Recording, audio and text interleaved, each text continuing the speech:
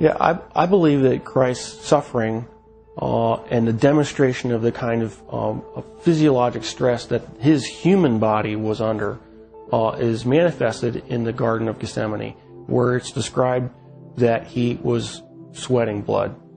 And there is a well-documented medical condition in which patients who are under tremendous amount of emotional stress and physiological stress can, in fact, sweat blood because little blood vessels within the glands burst and then the blood is expressed. The scourge involved the use of a short whip with pieces of typically metal, sometimes bone, sometimes pieces of porcelain wrapped in these leather straps, which is then utilized to come across typically the back, the shoulders, the legs of the victim. And the first few passes across a particular body part would tear through the skin, the fat, but eventually, once the outer layers were torn away, it would start getting in the muscle and the tendon. And of course, along the way, you're ripping through all the blood vessels that supply all those tissues. And so you're losing blood the whole time. The plant that was described actually had a very long thorn, not the little thorns that we would think from a rose bush. These were thorns that were typically 1.5 inches to 2 inches in length. The scalp is one of the most vascular portions of our bodies. It had a huge blood supply up there.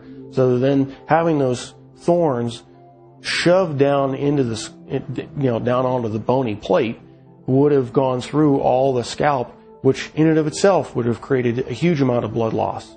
I've seen people actually bleed to death from just a scalp injury. So it's not a small injury to have, who knows, dozens of these things shoved into your scalp. And so that would have caused more blood loss.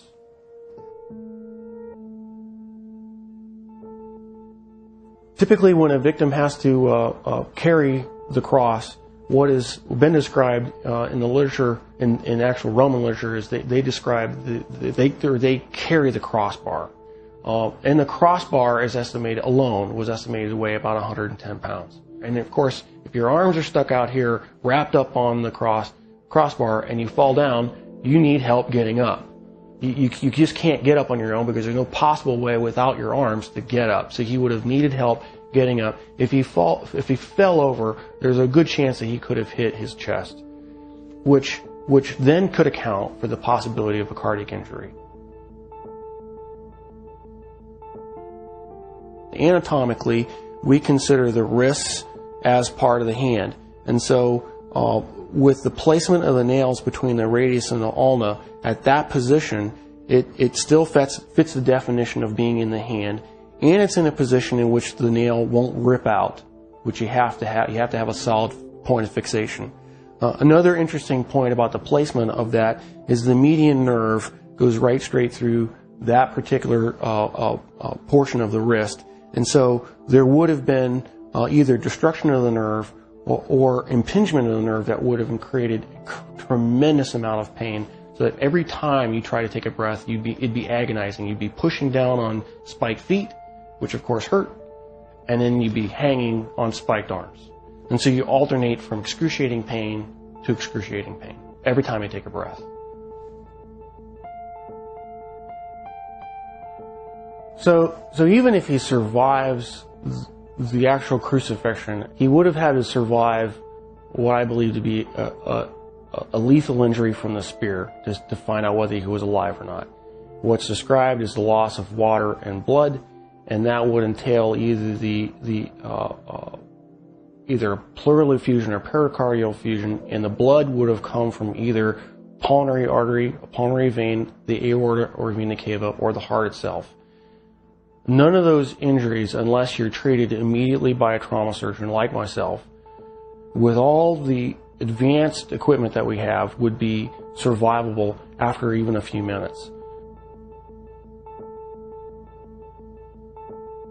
Christ, as the Son of God, could have survived anything. He chose to manifest himself as a human at that point in time and allowed himself to die.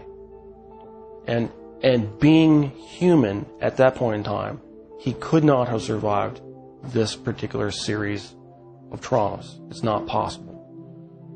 Christ as God could have survived anything they threw at him. But he chose to be Christ, the human, at that point in time to die for our sins. And that given that self-limitation of remaining to be human, he died. He did not survive the event.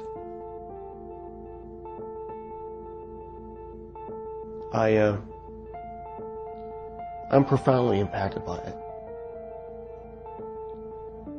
Because I realized the price that he paid was something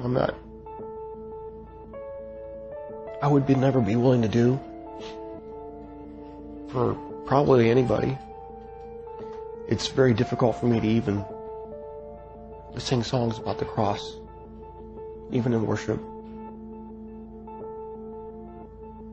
Because I truly do understand what he paid, the price that he paid.